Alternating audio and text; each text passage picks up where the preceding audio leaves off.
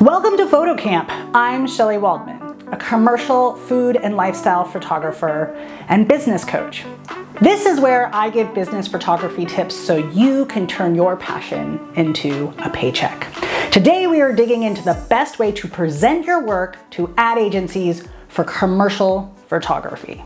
Now, when it comes to addressing commercial ad agencies, you have to think about two people in particular. There's two roles that you're trying to accommodate with your portfolio. Now, one is art producers. They need to see your work quickly with the least amount of clicks, and it's better for them to get an overview of the breadth of your work. Now, they're scanning to see if you can handle the potential job that might be at hand. They're looking to see your different techniques, both camera and lighting. They're looking to see if you can tell a story, and they're looking really to see if you are an excellent problem solver. Now, the other role that you're trying to appease is the art director. Now, the art director wants to see lots of work. They want to live in your work. They want to feel your work. They want to get an essence of who you are as a photographer and how you see the world. Now, those are two vastly different approaches to how to present your work. So how do you serve both of these roles with one portfolio? That's the question we're going to dig into. Let's dive into best practices. Now, to appeal to an art producer, having an overview page where they can quickly scan a range of your work with one scroll, think of your best 20 to 35 images that show a variety of things. So here's a few bullet points for you.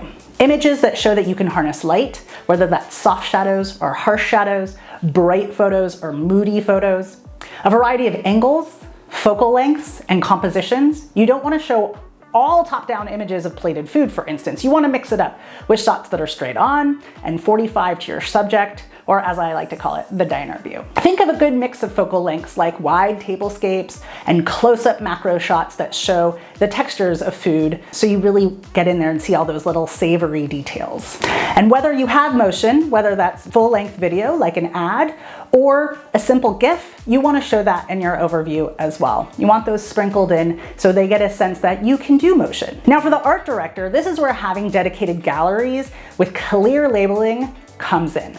Now, they'll want to dig into each subject. And this is where having a projects gallery actually really comes into play. If you go to my website and you look at my projects, you'll see I have one for Bialy Wine. And Bialy Wine is a very specific project I was hired to do by Bob Bialy to go out and photograph 14 of his growers to show them in their vineyards and what they do best. And I wanted to show how I can shoot each of these subjects in a very different way, even though it's very repetitive, right? There is a grove of vineyards and there are people who tend to those vineyards. And so how do you show diversity with the same subject over and over again? And that's what I wanted to explore and show off in that project. Now, there are other ways to highlight projects in your portfolio as well.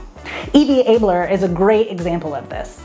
In her portfolio, she shows projects that show off her expertise. So for instance, she has stuff in there to show how she has worked with similar restaurants, like chain restaurants like Domino's or a brand like Newman's salad dressing, and shows off how she has executed those shoots with her knowledge and ability, so potential buyers, potential brands, potential agencies can really get a sense of her expertise through those case studies.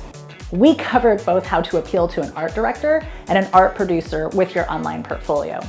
In our next video, we're going to cover the specifics of how to curate your images. You're not going to want to miss that, so be sure to like and subscribe. And if you have any thoughts or comments, leave them below. Thanks so much for being here, and I'll see you next time.